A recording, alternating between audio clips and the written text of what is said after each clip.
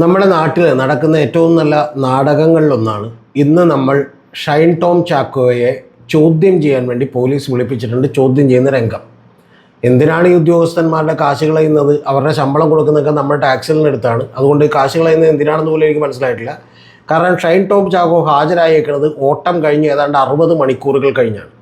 അപ്പോൾ ഈ 60 മണിക്കൂറുകൾ കഴിഞ്ഞ് ഷൈൻ ടോം ചാക്കോ ഹാജരാകുമ്പോൾ ആ ബ്ലഡിൽ നിന്നോ അല്ലെങ്കിൽ യൂറിനിൽ നിന്നോ ഇത്തരത്തിലുള്ള ഒരു മയക്കുമരുന്നിൻ്റെ ട്രേസും കണ്ടെത്തില്ല എന്നുള്ളത് 100% എനിക്ക് ഉറപ്പാണ്. ഇതിൻ്റെ പിന്നിലുള്ള ചില അന്തർനാടകങ്ങളുണ്ട്, അതിലേക്ക് ഞാൻ വരാം. അതുകൊണ്ട് നിങ്ങൾ ഗൗരവത്തോടു കൂടി ഈ വീഡിയോ കേൾക്കണം. നിങ്ങൾ ആദ്യമായി ഞാൻ പറയുന്നു, നിങ്ങൾ ഈ വീഡിയോ ഷെയർ ചെയ്ത് കൊടുക്കണം അറിയുന്നവർക്കെല്ലാം. കാരണം അവരവരുടെ കുട്ടികളെ രക്ഷിക്കാൻ അല്ലെങ്കിൽ അവരവരുടെ കുടുംബത്തിലെ ആളുകളെ രക്ഷിക്കാൻ നമ്മൾ മാത്രമേ ഉള്ളൂ എന്നുള്ളൊരു ചിന്തയിൽ നിന്ന് നിങ്ങളുടെ പ്രിയപ്പെട്ടവർക്കെല്ലാം ഈ വീഡിയോ ഷെയർ ചെയ്യണം. അതിന് പ്രധാനപ്പെട്ട കാര്യമെന്ന് പറയുന്നത് ഇതൊരു നിസ്സാര കളിയല്ല എന്നതുകൊണ്ടാണ്. ഈ ഷൈൻ ടോം ചാക്കോയുടെ കാര്യത്തിൽ കാണിച്ചിട്ടുള്ള അതേ അലംഭാവം ഈ കേസിൽ മാത്രമല്ല. നിങ്ങൾ അറിയേണ്ടത്, നേരത്തെ കൊക്കൈൻ പിടിച്ചെടുത്ത കേരളത്തിലെ ആദ്യത്തെ കേസിൽ പോലും 8 ഗ്രാം കൊക്കൈൻ അവരുടെ കയ്യിൽ നിന്ന് പിടിച്ചെടുക്കുമ്പോൾ ഒരു പോലീസ് ഉദ്യോഗസ്ഥ, വനിതാ പോലീസ് ഉദ്യോഗസ്ഥ മൊഴി കൊടുത്തേക്കുന്നത് കോടതിയിൽ അവിടെ നിന്ന് പിടിച്ചെടുത്തു. പക്ഷെ അത് ഇവരുടെ കയ്യിൽ നിന്നാണോ എന്നറിയില്ല എന്നാണ് പറഞ്ഞേക്കണതെങ്കിൽ മറ്റൊരു ഉദ്യോഗസ്ഥർ പറഞ്ഞേക്കണത് ഇതൊന്നും ഓർമ്മയില്ലെന്നാണ്. എന്ന് പറഞ്ഞാൽ നിങ്ങൾക്ക് കാര്യങ്ങൾ കൃത്യമായി വെളിപ്പെടുന്നുണ്ടാവും. കൂടാതെ അവിടെ 4 വനിതാ മോഡലുകളെ പിടിച്ചപ്പോഴുമൊക്കെ തന്നെ അവിടെ ഒരു ഗസറ്റഡ് ആയിട്ടുള്ള ഒരു ഫീമെയിൽ ഉദ്യോഗസ്ഥ ഉണ്ടായില്ല എന്ന് പറയുന്നതടക്കം ഒരുപാട് പ്രൊസീജിയർ പാളിച്ചകൾ മനഃപൂർവ്വമായി വരുത്തിക്കൊണ്ടാണ് യഥാർത്ഥത്തിൽ ഷൈൻ ടോം ചാക്കോയെ അന്ന് പ്രോസിക്യൂഷൻ നടപടികളിൽ നിന്ന് ഈ കേസിൽ നിന്നൊക്കെ വിടുതൽ ചെയ്തത് എന്നുള്ളത് മറന്നുകൂടാ. അതിൻ്റെയൊക്കെ അഹങ്കാരത്തിലാണ് ഷൈൻ ടോം ചാക്കോയുടെ ഫാദർ വന്ന് പറയുന്നത് ഈ ഓലപ്പാമ്പൊന്നും കാട്ടി ഞങ്ങളെ പേടിപ്പിക്കണ്ട എന്ന് പറയുന്നത്. അതിൻ്റെയൊക്കെ അഹങ്കാരത്തിലാണ് ഷൈൻ ടോം ചാക്കോ ഇന്നലെ ഞാൻ വീഡിയോയിൽ പറഞ്ഞതുപോലെ തന്നെ ഇൻസ്റ്റാഗ്രാമിലൂടെ നിരവധി പോസ്റ്റുകൾ ഇട്ടുകൊണ്ട് പോലീസിനെയും നമ്മുടെയൊക്കെ സാമാന്യ ബുദ്ധിയും വെല്ലുവിളിച്ചുകൊണ്ടിരിക്കുന്നത്. അതിൻ്റെയൊക്കെ അടിസ്ഥാനത്തിലാണ് ജോക്കുട്ടൻ എന്ന് പറയുന്ന ഈ ഷൈൻ ടോം ചാക്കോയുടെ അനിയൻ വന്നിട്ട് ഇത് മാരത്തോൺ ഓടിയതാണെന്ന് വിചാരിച്ചാൽ മതി എന്ന് പറയുന്നത്. അപ്പോൾ അതുകൊണ്ട് ഇതെല്ലാം നാട്ടിൽ സംഭവിക്കുന്നതിൻ്റെ കാരണം നമ്മുടെ നാട്ടിലെ ഡ്രഗ് കാർട്ടൽ പിടിമുറുക്കിയിരിക്കുന്നു എന്നുള്ളതാണ്. ആ പിടിമുറുക്കിയിരിക്കുന്നതിൻ്റെ രൂക്ഷത എന്തോരമുണ്ടെന്നറിയാൻ ഒരു ഷൈൻ ടോം ചാക്കോ മാത്രമല്ല, നിരവധി അംബാസിഡർമാർ, ഈ മയക്കുമരുന്ന് വിൽപ്പനയുടെ അംബാസിഡർമാരെ അവർ വിവിധ മേഖലകളിൽ പ്രതിഷ്ഠിച്ചിട്ടുണ്ട് എന്നുള്ളതാണ്. കേരള സിനിമകളിലേക്ക് ഒരു കൊല്ലം ഒഴുകിയെത്തുന്ന 500 കോടി രൂപ എവിടെ നിന്നാണെന്ന് പോലും അറിയാതെ നമുക്ക് പരിചയമായി ചില മുഖങ്ങൾ വന്ന് മുമ്പിൽ നിൽക്കുമ്പോൾ അവരുടെയൊക്കെ പുറകിൽ ആരാണെന്നറിയാൻ പാടില്ലാതെ നട്ടം ചുറ്റുകയാണ് നമ്മുടെ അന്വേഷണ ഏജൻസികൾ. അതിന്മേലേക്ക് കൃത്യമായ ഒരു അന്വേഷണവും നടക്കുന്നില്ല. ഇത് നിങ്ങൾ അറിയേണ്ടത്, ഇതിന് തൊട്ടു മുമ്പ് നമുക്കറിയാം ഇതേപോലെ കേസിൽ നിന്ന് രക്ഷിച്ചിട്ടുള്ള ഒരാളുടെ പേര് നമുക്കറിയാം. ഒരു IAS ഉദ്യോഗസ്ഥൻ. അദ്ദേഹം ഇപ്പോൾ ആലപ്പുഴ ജില്ലയിൽ കളക്ടറാകാൻ പോയതാണ്. അതുപോലെ തന്നെ മറ്റു പല ഔദ്യോഗിക സ്ഥാനങ്ങളിലും ഇരിക്കുന്നതാണ്. അദ്ദേഹവും വഫ ഫിറോസ് എന്ന് പറയുന്ന ഒരു പെൺകുട്ടിയും കൂടി രാത്രിയിൽ മദ്യപിച്ച് ചെന്നാണെന്ന് പറയപ്പെടുന്നു. ഇനി നമുക്കങ്ങനെ പറയാൻ പറ്റില്ല. ഒരു പത്രക്കാരനെ ഇടിച്ച് കൊലപ്പെടുത്തിയതിന് ശേഷം അദ്ദേഹത്തിൻ്റെ മെഡിക്കൽ പരിശോധന പോലീസുകാർ നടത്തുന്നത് ഒരു ദിവസം കഴിഞ്ഞിട്ടാണ്. എന്ന് പറഞ്ഞാൽ ആ മെഡിക്കൽ പരിശോധനയിൽ ഒന്നും കണ്ടെത്താൻ പറ്റില്ല എന്ന് ഉറപ്പുവരുത്തിയതുകൊണ്ടാണ്. അതേപോലൊരു പ്രഹസനമാണ് ഇന്ന് നടക്കുന്നത്. ഷൈൻ ടോമിനെ വിളിച്ചിട്ട് പോലീസുകാർ ചോദിക്കും എന്താണ് ഓടിയെന്ന് ചോദിക്കും. ഞാൻ വേറൊരു സിനിമയിൽ അഭിനയിക്കാനായിട്ടൊന്ന് പ്രാക്ടീസ് ചെയ്താണെന്ന് പറയും, അല്ലെങ്കിൽ ഞാൻ മാരത്തൺ ഓടിയതാണെന്ന് പറയും, അല്ലെങ്കിൽ എനിക്ക് പെട്ടെന്നൊന്ന് ഓടാൻ തോന്നി, ഓടിയാൽ എന്താ കുഴപ്പം എന്ന് ചോദിച്ചാൽ പോലും പോലീസുകാർക്ക് മറുപടി പറയാനുണ്ടാവില്ല. പക്ഷെ പ്രശ്നങ്ങൾ ഇതിനേക്കാൾ കടുത്തതാണ്. നമ്മുടെ സിനിമകളിൽ, നമ്മുടെ സോഷ്യൽ മീഡിയകളിലൂടെ ഈ ലഹരിയുടെ ഉപയോഗം വർദ്ധിപ്പിക്കുന്നതിന് ആളുകളെ ടെംപ്റ്റ് ചെയ്യുന്നതിനുള്ള നിരവധി ബ്രാൻഡ് അംബാസഡർമാർ പ്രവർത്തിക്കുന്നു എന്നാണ് എനിക്ക് നിങ്ങളോട് പറയാനുള്ളത്. അതിൽ അരാജകത്വം വളർത്തുന്നവരുണ്ട്, അതിൽ നേരത്തെ പറഞ്ഞ പോലെ ഇതിൻ്റെ ഉപയോഗം വലിയ നല്ലതാണ് എന്ന് വളർത്തുന്നവരുണ്ട്. അതിൽ യഥാർത്ഥത്തിൽ ഈ ഷൈൻ ടോം ചാക്കോ മുതൽ തൊപ്പി വരെയുള്ള ആളുകൾ നമ്മുടെ നാട്ടിലുണ്ട് എന്നുള്ളത് നിങ്ങൾ മറന്നു പോകരുത്. അത് യഥാർത്ഥത്തിൽ ഇത്തരത്തിലുള്ള ഡ്രഗ് കാർട്ടലുകളുടെ വലിയ സ്വാധീനം കൊണ്ടാണ്, ആ സ്വാധീനം കൊണ്ടാണ് കേസുകൾ നിൽക്കാത്തത്. ഇനി കൃത്യമായി നിങ്ങളോട് പറഞ്ഞാൽ, നമ്മൾ തൊപ്പി എന്ന് പറയുന്ന ഒരു പ്രതിഭാസത്തെ ഇടക്കറിയാം. ആ തൊപ്പി ഒരു കട ഉദ്ഘാടനം ചെയ്യാൻ നിൽക്കുമ്പോൾ ലൈവ് സ്ട്രീമിങ്ങിലൂടെ ആളുകളെ തെറി വിളിക്കുകയും വേണ്ടാത്ത വൃത്തികേടുകൾ പറയുകയും ഒക്കെ ചെയ്യുന്ന ഒരാൾ, മാനസികമായി പോലും അത്ര നോർമലാണോ എന്ന് നമുക്ക് സംശയം തോന്നുന്ന ഒരാൾ, പിന്നീട് തമ്മനത്ത് വെച്ചൊരു മയക്കുമരുന്ന് കേസിൽ പെട്ടു എന്ന് പറഞ്ഞ് വാർത്ത വന്നൊരാൾ, ആ തൊപ്പി ഒരു കട ഉദ്ഘാടനം ചെയ്യാൻ വേണ്ടി ചെല്ലുമ്പോൾ ഒരു റൂമിനകത്ത് അടച്ചിട്ടിരുന്ന ആരോടും ബന്ധമില്ലാതെ നിരവധി കാര്യങ്ങൾ ചെയ്തുകൊണ്ടിരിക്കുന്ന തൊപ്പിക്ക് ഒരു കട ഉദ്ഘാടനം ചെയ്യാനാവുമ്പോൾ വന്ന ആരാധകർ എന്ന് പറയുന്നത് 100 കണക്കിന് ആരാധകർ തടിച്ചുകൂടി. ആ തടിച്ചുകൂടിയപ്പോൾ നിങ്ങൾ അറിയേണ്ടത്, ആ തടിച്ചുകൂടിയവരിൽ മഹാഭൂരിപക്ഷവും 12 വയസ്സിനും 18 വയസ്സിനും ഇടയിലുള്ള കുട്ടികളായിരുന്നു എന്ന് നിങ്ങൾ മറന്നു പോകരുത്. എന്ന് പറഞ്ഞാൽ ഇവരൊക്കെ എങ്ങനെയാണ് നമ്മുടെ സോഷ്യൽ മീഡിയയിലൂടെ നമ്മളെ കുട്ടികളെ സ്വാധീനിക്കുന്നത് എന്ന് നിങ്ങളൊന്ന് ആലോചിച്ച് നോക്കണം. അപ്പോൾ ഇത്തരത്തിൽ നിരവധി കുട്ടികൾ അവിടെ തടിച്ചു കൂടിയത് എന്തുകൊണ്ടാണ്? അന്നേ ഞാൻ പറഞ്ഞതാണ്, 1 കൊല്ലം മുമ്പ് വീഡിയോ ചെയ്തതാണ്, മാത്യു സാമുവലിൻ്റെ ചാനലിലാണ്. അന്ന് ഞാൻ വീഡിയോ ചെയ്തതാണ്, ഇതിനെക്കുറിച്ച് ഗവൺമെൻറ് ഗുരുതരമായി അന്വേഷിക്കണം, ഇതൊരു രോഗമാണ് എന്ന് ഞാൻ പറഞ്ഞതാണ്. ഇതിന് ശേഷം നമുക്കറിയാമല്ലോ, പല കേസുകളിലും പെട്ടിട്ടുള്ള പല ആളുകൾക്കും വലിയ തോതിൽ റീച്ച് കിട്ടുന്നു. മട്ടാഞ്ചേരി മാർട്ടിൻ എന്ന് പറയുന്ന ഒരാൾ, അദ്ദേഹത്തിൻ്റെ പല ജോലിയൊക്കെ ചെയ്തപ്പോൾ തലക്കൊക്കെ അടിയേറ്റ് വലിയ തോതിൽ അസുഖമുള്ള ഒരാളാണ്. അദ്ദേഹം പോലീസ് സ്റ്റേഷനിൽ വന്നിട്ട് കാണിച്ചിട്ടുള്ള വിക്രിയകൾ നിങ്ങൾ അറിയണം. അദ്ദേഹത്തെ വിളിച്ച് 18 വയസ്സ് തികയാത്തൊരു പെൺകുട്ടി വിളിച്ച് സാധനം എവിടെ കിട്ടുമെന്ന് ലൈവിൽ ചോദിച്ചുകൊണ്ട് അങ്ങനെ കിട്ടുന്ന സ്ഥലത്തേക്ക് ഞാൻ വരാമെന്ന് പറഞ്ഞൊരു പെൺകുട്ടിയെ നമുക്കറിയാം. ആ പെൺകുട്ടി 15 വയസ്സെത്തിയപ്പോൾ തന്നെ ഒളിച്ചോടിയതാണ്. ഒരു പാവപ്പെട്ട ഒരു ഷീറ്റ് മാത്രം അടിച്ചിട്ടുള്ള ഒരു വീട്ടിൽ താമസിക്കുന്ന ഒരു പെൺകുട്ടി ഇതിനിരയായത് എങ്ങനെയാണെന്ന് നമുക്കറിയണം. ഇത്തരത്തിലുള്ള ആളുകൾക്ക് എങ്ങനെയാണ് ലൈക്കുകളും ഷെയറുകളും കൂടുന്നതെന്ന് നമ്മൾ അറിയണം. എന്ന് പറഞ്ഞാൽ ഇത്തരത്തിലുള്ള ആളുകളിലൂടെ എല്ലാം തന്നെ കൃത്യമായി പരസ്യം കൊടുത്ത് ഈ സാധനം പ്രചരിപ്പിക്കാൻ കഴിയാത്തതുകൊണ്ട് സമൂഹത്തിൻ്റെ മനസാക്ഷിയിലേക്ക് ഈ പറയുന്ന പോലെ ഒരു ബ്രാൻഡിങ് അംബാസഡറായി അല്ലെങ്കിൽ ഒരു ബ്രാൻഡ് ഡെവലപ്പ് ചെയ്യാനായി ബ്രാൻഡ് അംബാസഡർമാരായി ഇവരെല്ലാം ഉപയോഗിക്കുകയാണ് എന്നുള്ളത് നിങ്ങൾ ഓരോരുത്തരും മനസ്സിലാക്കണം. അത്തരത്തിൽ മാധ്യമങ്ങൾ പോലും വാർത്ത കൊടുക്കുമ്പോൾ ഈ വാർത്തകൾ കൂടുതൽ ആളുകളിലേക്ക് എത്തുകയും ഇതിലേക്ക് ആളുകൾ അഡിക്റ്റ് ആവുകയും ചെയ്യുകയാണ്, കൂടിക്കൊണ്ടിരിക്കുകയാണ് ഈ നമ്പർ എന്നുള്ളതും നിങ്ങൾ എന്ത് ചെയ്യണം, മനസ്സിലാക്കണം. ഇനി ഇതിലെല്ലാത്തിനും കുറച്ച് നാളുകൾക്ക് മുമ്പ് ബിഗ് ബോസിൽ ഒരു താരം വന്നിരുന്നു. ആ ബിഗ് ബോസിലുള്ള താരം എന്ന് പറയുന്നത് ആഞ്ചലീന മരിയ എന്ന് പറയുന്ന ഒരു പെൺകുട്ടിയാണ്. വളരെ അബ്നോർമലായി പലപ്പോഴും സംസാരിക്കുകയും ചിരിക്കുകയും കരയുകയും അതിൻ്റെ ജീവിതത്തിൽ നടന്നിട്ടുള്ള സംഭവങ്ങളും ഒക്കെ പറയുമ്പോൾ നമുക്ക് വലിയ സങ്കടം തോന്നിയിട്ടുണ്ട്. ആ സങ്കടം തോന്നിയ പെൺകുട്ടിയെ നമ്മൾ ഇതിനു മുമ്പ് കണ്ടത് എവിടെയാണെന്ന് നിങ്ങൾ ഓരോരുത്തരും ആലോചിക്കണം.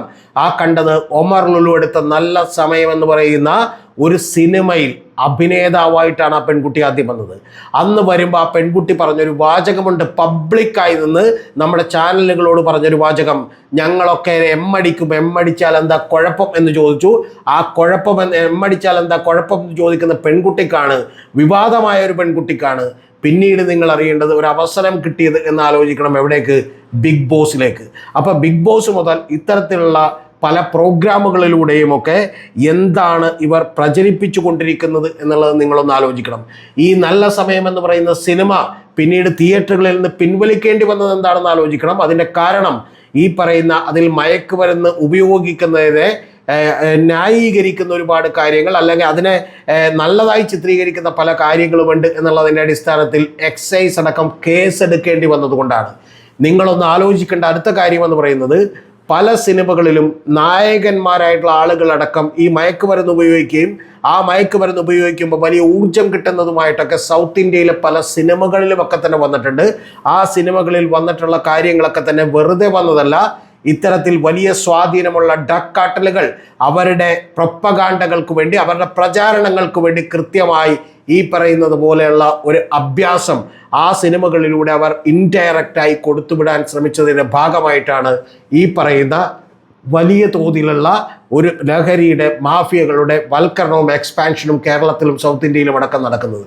ഇനി ഇത് മാത്രമല്ല, സോഷ്യൽ മീഡിയയിലൂടെ ഇവർ കൊടുക്കുന്ന ഇൻ്റർവ്യൂകളിലൂടെ ഫോൺ വലിച്ചെറിയുന്നതും വൃത്തികേടുകൾ പറയുന്നതും തെറി പറയുന്നതും അതുപോലെ അവതാരികകളുമായിട്ട് കുഴഞ്ഞാടുന്നതും ദ്വയാർത്ഥ പ്രയോഗങ്ങൾ നടക്കുന്നതുമൊക്കെ ആരാധിക്കുകയും അതിനൊക്കെ ലൈക്ക് അടിക്കുകയും അതിനൊക്കെ വ്യൂവേഴ്സ് ഉണ്ടാവുകയും ചെയ്യുന്നത് എന്തുകൊണ്ടെന്ന് ചോദിച്ചാൽ, നേരത്തെ പറഞ്ഞ ലഹരി വ്യാപനത്തിൻ്റെ തുടക്കമാണത് എന്ന് ഓരോരുത്തരും മറന്നു പോകരുത്. അതുകൊണ്ട് സ്വന്തം കുട്ടികളൊക്കെ എന്തുപയോഗിക്കുന്നു, എന്താണ് ഉപയോഗിക്കാത്തതെന്നൊക്കെ മാതാപിതാക്കൾക്ക് വ്യക്തമായ ധാരണ വേണം എന്നാണ് എനിക്ക് പറയാനുള്ളത്. ആവേശം എന്ന് പറയുന്ന സിനിമയിലെ ഒരു പാട്ട്, അതായത് കട്ടച്ചോര ജ്യൂസ് അടിച്ച് കുടിക്കണമെന്ന് പറയുന്ന ഒരു പാട്ട് എങ്ങനെയാണ് നമ്മുടെ കുട്ടികൾക്ക് വലിയ ആവേശമായി മാറുന്നത് എന്നുള്ളത് നിങ്ങൾ പഠിക്കേണ്ടതാണ്. അതിൽ ആ സിനിമയിലെമ്പാടും കാണിക്കുന്നത് മദ്യത്തിൻ്റെ അമിതമായിട്ടുള്ള ഉപയോഗമാണ്. ഇതൊക്കെ തന്നെ ഇൻഡയറക്റ്റ്ലി നമ്മുടെ സമൂഹത്തിൽ നടക്കുന്നുണ്ട്. നിങ്ങൾക്ക് ഒരു മദ്യത്തിൻ്റെ പേര് വെച്ച് പരസ്യം കൊടുക്കാൻ കഴിയില്ല, പക്ഷെ അതേ പേരിലുള്ള ഒരു ബോട്ടിൽ, അതായത് നിങ്ങൾ മിനറൽ വാട്ടർ ഇളക്കിയിട്ട് നിങ്ങൾക്ക് എന്ത് ചെയ്യാം, പരസ്യം കൊടുക്കാം. നിങ്ങൾക്ക് വൈകിട്ട് എന്താ പരിപാടി എന്ന് ചോദിക്കാം. ഇത്തരത്തിലുള്ള കാര്യങ്ങളെല്ലാം സംഭവിക്കുന്നത് യാദൃശ്ചികമാണെന്ന് നിങ്ങൾ വിചാരിക്കരുത്. ഇതിൻ്റെ പുറകിൽ ഇൻവെസ്റ്റ് ചെയ്യുന്ന വലിയ തോതിലുള്ള ഒരു ഡ്രഗ് കാർട്ടൽ ഉള്ളത് കൊണ്ടാണ്, അവർക്കിവിടെ പൊളിറ്റിക്കൽ പാട്രണേജ് ഉള്ളത് കൊണ്ടാണ്, രാഷ്ട്രീയമായിട്ടുള്ള അവരെ സംരക്ഷിക്കുന്ന ആളുകളുള്ളത് കൊണ്ടാണ്. കാരണം ഒന്നും പ്രവർത്തിക്കാതിരുന്നാൽ കോടികൾ കയ്യിലേക്ക് വരുന്ന ഒരു ബിസിനസ്സാണിത് എന്നുള്ളത് മറന്നു പോകരുത് നിങ്ങൾ. ഇനി ഇതിനെല്ലാം ഉപരിയായി മറ്റൊരു കാര്യം കൂടി ഞാൻ നിങ്ങളോട് പറയാം. ഇത് ആദ്യം ഉപയോഗിച്ചു തുടങ്ങുമ്പോൾ കാശ് കൊടുത്ത് പണം കൊടുത്ത് ഉപയോഗിക്കുന്നു. പിന്നെ അവരോട് പറയുന്നത് 10 പേര് വന്നാൽ ഈ 10 പേരെ നീ കൊണ്ടുവന്നാൽ നിനക്ക് ഫ്രീ ആയിട്ട് തരാമെന്നാണ്. എന്ന് പറഞ്ഞാൽ 10 പേരെ ഉപയോഗിക്കാൻ ഇവർ പ്രേരിപ്പിക്കുന്നു. പിന്നീട് ആ 10 100 100 200 എന്ന് പറയുന്നത് പോലെ ഈ ശൃംഖല ഇങ്ങനെ കേരളത്തിൽ അതിവേഗം വളർന്നുകൊണ്ടിരിക്കുന്നു. ആ വളർന്നുകൊണ്ടിരിക്കുന്ന ശൃംഖലയുടെ ശക്തികൾ, സ്വാധീനം വളരെ വലുതായത് കൊണ്ടാണ് ഞാൻ വിചാരിക്കുന്നത് ഡാൻസ് ഓഫ് ടീം ആരെങ്കിലും പിടിക്കാൻ വേണ്ടി പോകുമ്പോൾ താഴെ ഒരു 2 3 പോലീസുകാരെങ്കിലും നിർത്താത്തതിൻ്റെ കാരണം ഈ പറയുന്ന പോലെ ഇതിൻ്റെ സ്വാധീന ശക്തി കൊണ്ടാണ്. ആ സ്വാധീന ശക്തി കൊണ്ടാണ് വളരെ കൃത്യമായിട്ടുള്ള മെഡിക്കോ ലീഗൽ അഡ്വൈസിൻ്റെ അടിസ്ഥാനത്തിൽ ഇന്ന് ഷൈൻ ടോം ചാക്കോ 60 മണിക്കൂറുകൾ കഴിയുമ്പോൾ പോലീസ് സ്റ്റേഷനിൽ ഹാജരായിട്ടുള്ളത്. അതിൻ്റെ അടിസ്ഥാനത്തിലാണ് കൃത്യമായി ഏറ്റവും ഒടുവിലെടുത്തുള്ള കൊക്കൈൻ കേസ് വിട്ടുപോയിട്ടുള്ളത്.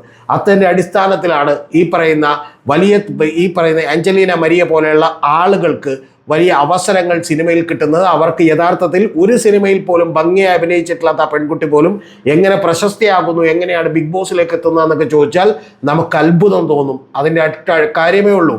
ഈ ഡ്രഗ് കാർട്ടൽ അതിൻ്റെ സ്വാധീനം വിവിധ മേഖലകളിലേക്ക്, ചാനലുകളിലേക്ക്, നിങ്ങൾ അറിയേണ്ടത് എൻ്റർടൈൻമെൻറ്റ് ഇൻഡസ്ട്രിയിലേക്ക്, സിനിമകളിലേക്ക്, സോഷ്യൽ മീഡിയ പ്ലാറ്റ്ഫോമുകളിലേക്കൊക്കെ അതിവേഗം വർദ്ധിച്ചു കൊണ്ടിരിക്കുന്നു എന്നുള്ളതാണ്.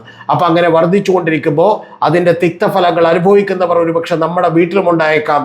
പഞ്ചാബിൽ ലുധിയാനയിൽ ഇത് സംഭവിച്ചിട്ടുണ്ട്, മറ്റു പല സ്ഥലങ്ങളിലും ഇത് സംഭവിച്ചിട്ടുണ്ട്. അത്തരത്തിൽ ഓർഗനൈസ്ഡ് ആയിട്ടുള്ള ഒരു ക്രൈമുകൾ ഉണ്ടായിക്കൊണ്ടിരിക്കുന്നു കേരളത്തിൽ. ഇനി ഞാൻ മറ്റൊരു കാര്യം നിങ്ങളോട് പറയാം. എത്ര കാലമായിട്ടുണ്ടാവും കൃത്യമായി പത്രം വായിക്കുന്ന ആളുകളൊന്ന് ഓർത്തു നോക്കി. എത്ര കാലമായിട്ടുണ്ടാവും നിങ്ങൾ മകൻ അമ്മയെ കുത്തിക്കൊന്നു, അച്ഛനെ കുത്തിക്കൊന്നു. ഈ കഴിഞ്ഞ ദിവസം തിരുവനന്തപുരത്ത് ഒരു പയ്യൻ ബന്ധുക്കളെ അടക്കം എല്ലാവരെയും എന്ത് ചെയ്തു, ആക്രമിച്ചു, സ്വന്തം അമ്മയെ ആക്രമിച്ചു എന്നൊക്കെയുള്ള വിചിത്രമായ വാർത്തകൾ കേൾക്കാൻ തുടങ്ങിയത് എത്ര കാലമായി? ഒരു 5 10 കൊല്ലമായിട്ടുള്ളൂ. ആ 10 കൊല്ലങ്ങൾ കൊണ്ടാണ് ഇത് ഇത്രത്തോളം കൂടിയത് എന്നുള്ളത് മറന്നു പോകരുത്.